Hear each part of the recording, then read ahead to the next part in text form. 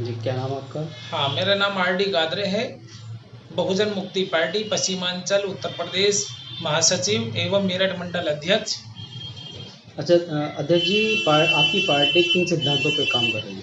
हमारी जो पार्टी है, मेन सिद्धांत है इसका, जो विदेशी हैं हमारे यहाँ पर ब्राह्मण, बनिया और ठाकुर, हमें उनसे जो इन्होंने हमारे ऊपर कब्जा किया हुआ है, उनसे हमें अपने लोकतंत्र को आज़ादी चाहिए, आज़ाद कराना है, क्योंकि लोकतंत्र आज खतरे में है। हमारा भारतीय संविधान खत्म करने की कगार पर है और ये अपनी ओर से पूरा हमारा बहुजन समाज को दूषित करने पे लगे हुए हैं, उन्हें कहीं ना कहीं कमज़ोर करने पे लगे हुए हैं। कभी ये नोटबंदी करके हमें कमज़ोर करते हैं और आज कोरोना की ला करके इन्होंने कमज़ोर किया है, क्योंकि ये देखिएगा जहाँ पर भी ये चुनाव लड़ते हैं वहाँ कोरोना नहीं होता है। आज जहाँ कहीं भी इनको ये दिखाई देता है कि हमारी सरकार घिर रही है, क्योंकि इस घिरने को रोकने के लिए ये कोरोना का एकदम बीच में निजाम ले आते हैं और अपना कब्जा वहाँ जाहिर कर देते हैं। आज किसान हमारा आंदोलन जाग रहा है, हमने किसानों को जागृत किया, हम लोग किसानों के लिए काम कर रहे हैं, लेकिन वो दिल्ली छोड़ करके हैदराबाद चुनाव लड़ाने चले गए। पीछे अभी बिहार का चुनाव हुआ है, आप उसमें देख लीजिए, तो ये यहाँ से वहाँ कोरोना नहीं था, आज कोरोना फिर दोबारा से आ गया है। मुझे पहले बताइए, नज़ला, जुकाम, बुखार क्या पहले से नहीं है बीमारियाँ? क्या इलाज नहीं है? उससे पहले तो बहुत बड़े बड़े फ्लू चले हैं, आई फ्लू चला है, चिकनगुनिया चला है, बहुत सारी बीमारियां चली हैं, लेकिन इनके लिए तो चुनाव पहले है और जनता जाए भाड़ में। लेकिन हम लोग जनता के लिए बने हैं और जनता के लिए हमने ये पार्टी का गठित किया है। और हमारा जो है 6 दिसंबर 2012 को हमारी पार्टी का संगठन हुआ था और ये बनी थी, तो हमारा जन्मदिन है पार्टी का 6 दिसंबर को, और इन्होंने 6 दिसंबर को लोकतंत्र की हत्या की थी, क्योंकि SC ST OBC को इन्होंने भड़का करके एक विचारधारा दी हिंदूवादी की, जो हिंदू कोई धर्म नहीं है, कोई विचारधारा नहीं है, तो लेकिन इन्होंने उनके अंदर ऐसा काम किया है और लोकतंत्र की हत्या ऐसे की है। अयोध्या में जो मस्जिद थी, बाबरी मस्जिद के नाम से मशहूर थी, और उसको इन्होंने जो है शहीद करा करके, और किससे कराया पता है? SC ST OBC को इन्होंने उकसाया और उसको शहीद करा दिया। तो क्या हमारे लोकतंत्र की हत्या नहीं है?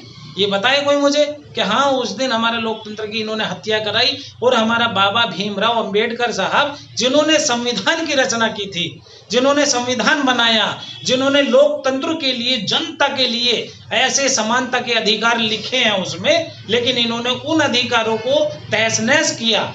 लेकिन हमारा बाबा भीमराव अंबेडकर का जो इन्होंने सपना था, हम लोग उसे पूरा करेंगे और करके रहेंगे। हम इनके जितने भी मंसूबे हैं सबको चकनाचूर करके रख देंगे। एक दिन आएगी, बहुजन मुक्ति पार्टी को सब याद करेंगे, क्योंकि जनता के हित में केवल एक यही पार्टी है जो मूल निवासियों की पार्टी है। अच्छा, कल आपकी पार्टी का स्थापना दिवस है, लोग समाज में क्या मैसेज देना चाहेंगे, क्या समझेंगे? हम जनता को यही मैसेज देना चाहेंगे कि जागो, नहीं जागोगे तो खत्म हो जाओगे, अपना वर्चस्व खत्म कर लिया जाएगा। लोकतंत्र आज खतरे में है। ये कहते थे हिंदू खतरे में, कोई हिंदू कुछ नहीं है, वर्ड नहीं है, कोई जाति नहीं है, कोई धर्म नहीं है। आज खतरे में है तो केवल लोकतंत्र है, और इंसानियत खतरे में है, मानवता खतरे में है। हम मानवता के लिए लड़ाई लड़ रहे हैं, हम समानता के लिए लड़ाई लड़ रहे हैं। जिसकी जितनी संख्या भारी, उतनी उसकी हिस्सेदारी मिलनी चाहिए हर वर्ग को, क्योंकि हमारा जो देश है ये कलाकारों का देश है, क्योंकि अपनी अपनी कलाकारी करके लोग अपनी जीवन यापन करते हैं, अपनी जीवन चलाते हैं। लेकिन एक ब्राह्मण ने ऐसी बना दिया कि जो जिस कलाकारी से अपनी जिंदगी गुजर बसर करता है, उसको उसकी जाति में बांट दिया, उसको उसकी जाति दे दी, जबकि इंसान की जाति केवल इंसानियत होती है, मानवता की जाति होती है सबसे बड़ा, वही धर्म है।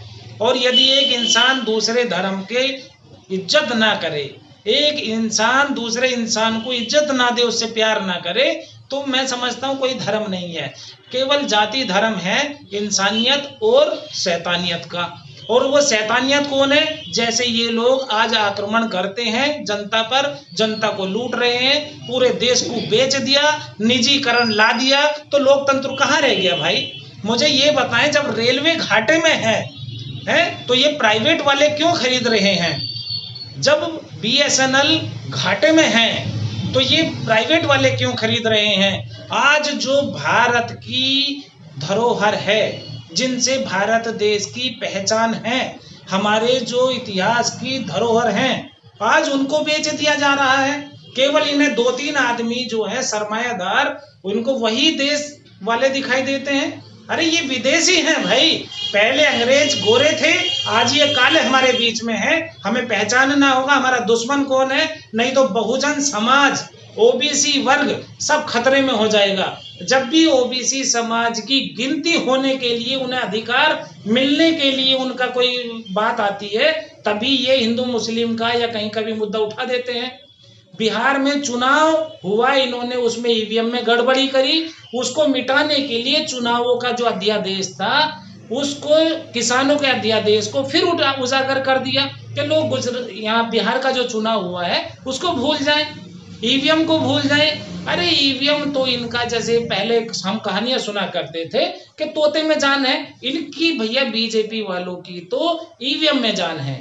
EVM हटा दो, पता चल जाएगा, दूध का दूध पानी का पानी हो जाएगा।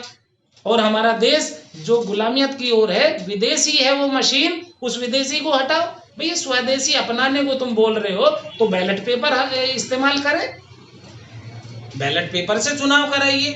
तो सब कुछ EVM की मशीन के ऊपर मुद्दा अटका हुआ है। यदि जिस दिन ये बैलेट पेपर आ गया, उस दिन ये समझ लो कि लोकतंत्र थोड़े बहुत जीवित हो गया, सारी समस्या खत्म हो जाएंगी।